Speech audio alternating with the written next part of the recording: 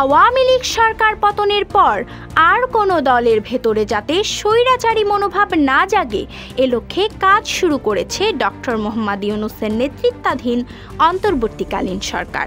সম্প্রতি দেশের রাজনৈতিক পট পরিবর্তনের পর সংবিধান সংস্কার বিষয়টি উঠে এসেছে আলোচনার শীর্ষে। তবে অন্তর্বর্তী সরকার ক্ষমতায় আসার পর থেকেই যত দ্রুত সম্ভব নির্বাচনের দাবি করে চলেছে বিএনপি। তাদের মতে বেশি সংস্কার করতে গিয়ে নির্বাচন করতে দেরি হলে ষড়যন্ত্রকারীরা সুযোগ নিতে পারে। বিএনপি বলছে নির্বাচনের জন্য যতটুকু দরকার অন্তর্বর্তী সরকারের এখন ততটুকুই সংস্কার করা উচিত। গণঅভ্যুত্থানের কয়েক বছর আগে থেকেই ৩১ দফা সংস্কার নিয়ে জনমত গঠন করে আসছিল দেশের সবচেয়ে বড় রাজনৈতিক দল বিএনপি।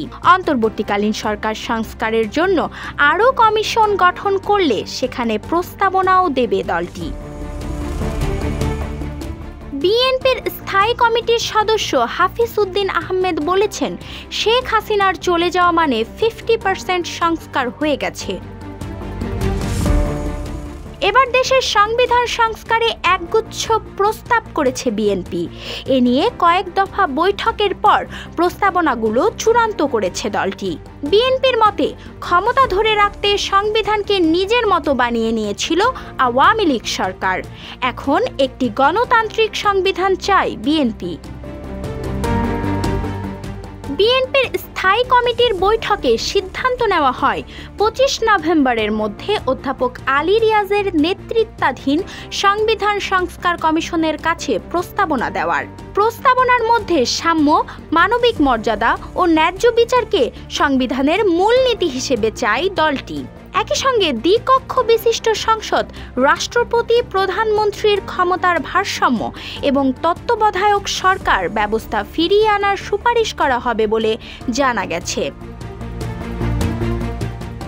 গত ৮ আগস্ট ক্ষমতা গ্রহণের পর রাষ্ট্র সংস্কারে কয়েকটি ধাপে মোট ১৫টি কমিশন গঠন করে ডক্টর মোহাম্মদ ইউনূসের নেতৃত্বাধীন অন্তর্বর্তীকালীন সরকার।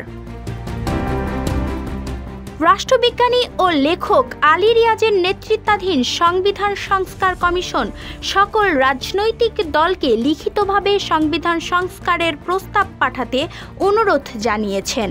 তাছাড়া সংবিধান সংস্কার নিয়ে আগ্রহী জনগণ ও সংগঠনের পরামর্শ ও মতামত দেওয়ার সুযোগ রয়েছে। ২৫ নভেম্বরের মধ্যে এই কমিশনের কাছে সংবিধান সংস্কার নিয়ে নিজের মতামত প্রকাশ করতে পারবে যে কেউ। Firdousi Swarna, news desk, Ittefaq.